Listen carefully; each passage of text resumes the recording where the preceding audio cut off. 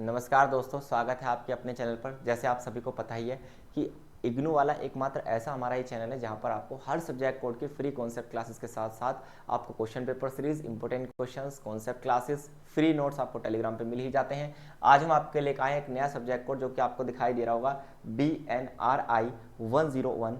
2 घंटे का पेपर होने वाला है, 50 नंबर का आपका ये पेपर होगा। चलिए इस क्वेश्चन पेपर की बात करते हैं। जो भी क्वेश्चन यहाँ से इंपॉर्टेंट बनेंगे वो मैं आपको यहाँ पर जरूर कराऊंगा। तो आप ही बताइए कि क्या आपके पास ये सब्जेक्ट कोड है भी? क्यों? क्योंकि ये मिलता है आपको केवल एक डिप्लोमा कोर्स में। इसका नाम है जल संभर प्रबंधन, वाटरशेड मैनेजमेंट डिप्लोमा कार्यक्रम है। ये आपका दिसंबर 2023 का बिल्कुल लेटेस्ट एक ही पेपर डिस्कस यहाँ पर करेंगे और उसी में आपको मैं रिपीटेड क्वेश्चंस भी बता दूंगा। 2 घंटे का पेपर, मात्र 50 नंबर का आपका पेपर होता है। ज़्यादातर क्वेश्चन रिपीटेड होते हैं। एक ही क्वेश्चन पेपर को अच्छे से सोल्व कर लोगे, इसी से आप पास हो जाओगे। 50 में से 18 नंबर मात्र आपको यहाँ पर लेकर आने, ठीक है कि नहीं। 5 प्रश्नों को उत्तर हम देंगे। देखिए, ज्यादातर क्वेश्चन जल संभर प्रबंधन के आपको दिखाई देंगे। सबसे पहला तो यही है कि जो जल संभर प्रबंधन आपका होता है, इसके लाभ आपको बताने हैं 5 नंबर में। फिर आपको बताना माल्थस प्रभाव क्या है। माल्थस प्रभाव क्या होता है, इंपॉर्टेंट क्वेश्चन, इस बार एग्जाम में रिपीट होगा ये क्वेश्चन।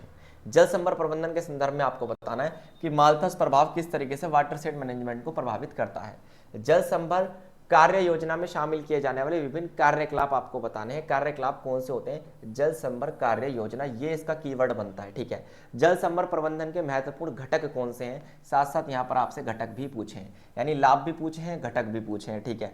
इसके अलावा आपको एक बात याद रखनी है, किसी एक को विस्तार से बताना है। यहाँ पर केवल किसी एक को एक्सप्लेन अच्छे से करना है। घटक तो सारे बताने, एक्सप्लेन 3 नंबर में केवल एक को करना है। रिपीटेड क्वेश्चन और इंपोर्टेंट क्वेश्चन कौन से बनते हैं? ये वाला क्वेश्चन आपका इंपोर्टेंट बनता है, इसके लाभ, और ये क्वेश्चन इसके घटक। लाभ और घटक में से एक क्वेश्चन इस बार एग्जाम में जरूर आपको देखने के लिए मिलेगा, तो कंफ्यूज बिल्कुल नहीं होना है। लाभ या घटक में से एक क्वेश्चन आपको अटेम्प्ट करने की कोशिश यहाँ पर करनी है दोस्तों। क्लियर? मुझे नहीं लगता यहाँ तक आपको कोई भी परेशानी होने वाली है। आगे यदि आप देखें, BNRI की बात कर रहे हैं हम। जल संभर के चयन में वरीयता क्रम तय करने के लिए प्रयुक्त किए जाने वाले मानक आपको बताना है कि जल संभर वाटरशेड मैनेजमेंट का जब हम सिलेक्शन कर रहे होते हैं तो कौन कौन से स्टैंडर्ड का हम यूज करते हैं। डिफिकल्ट क्वेश्चन है। जल संभर परियोजना के लिए केंद्रीय स्तर पर बजट का आवंटन किस प्रकार किया जाता है, किस प्रकार वाटरशेड मैनेजमेंट के लिए बजट का आवंटन किया जाता है, यह क्वेश्चन एक सीधा सा पूछा गया आपसे। फिर आपसे जो यहीं पर पूछा गया, इसके विभिन्न उत्तरदायित्व भी आपको बताने हैं। जो भी नोडल संस्था होती है, बताइए कौन सी नोडल संस्था होती है जो क्या करती है, वाटरशेड मैनेजमेंट इंडिया में करती है। आपको कमेंट बॉक्स में बताना है, जितने भी वाटरशेड मैनेजमेंट के स्टूडेंट्स हैं उनको बताना है कि कौन सी उच्चतम संस्था यहाँ पर आपको देखने के लिए मिलती है।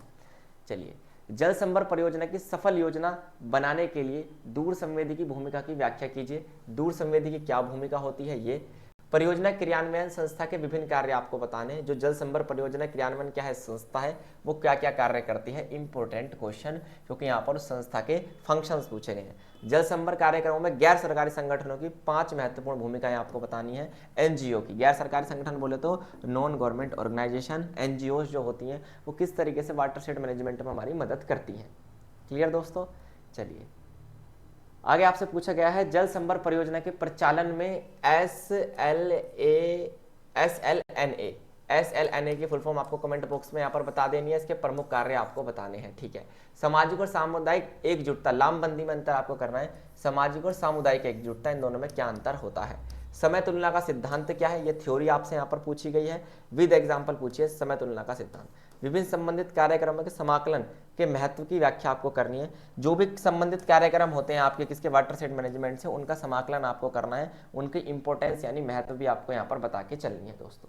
मुझे नहीं लगता यहाँ तक कोई भी परेशानी आपको हुई होगी। क्वेश्चन नंबर आप बात कर रहे हैं यहाँ पर 7 के बी पार्ट की।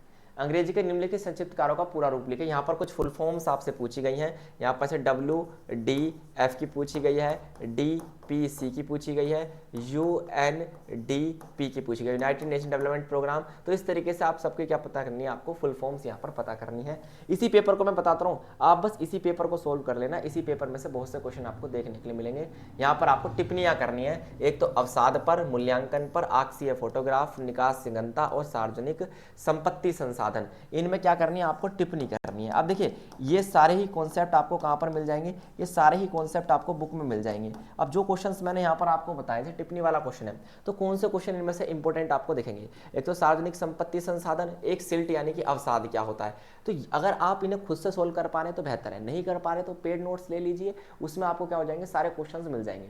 और मैक्सिमम टू मैक्सिमम केवल दिसंबर 2023 का जो पेपर है इसे आप सोल्व करके चले जाइए। यहाँ से ही आपको बहुत से क्वेश्चन क्या देखने के लिए मिलेंगे दोस्तों, रिपीटेड देखने के लिए मिलेंगे बहुत सारे क्वेश्चंस। तो कोशिश ये करनी है कि अगर चैनल पर आप नए तो चैनल से जुड़ जाइए। आपको वाटरशेड मैनेजमेंट की कॉन्सेप्ट क्लास भी अगर हम देंगे, यदि आप कमेंट करते हैं आपको इसकी क्लास अगर चाहिए। थैंक यू, धन्यवाद, नमस्कार, आज के लिए केवल इतना ही।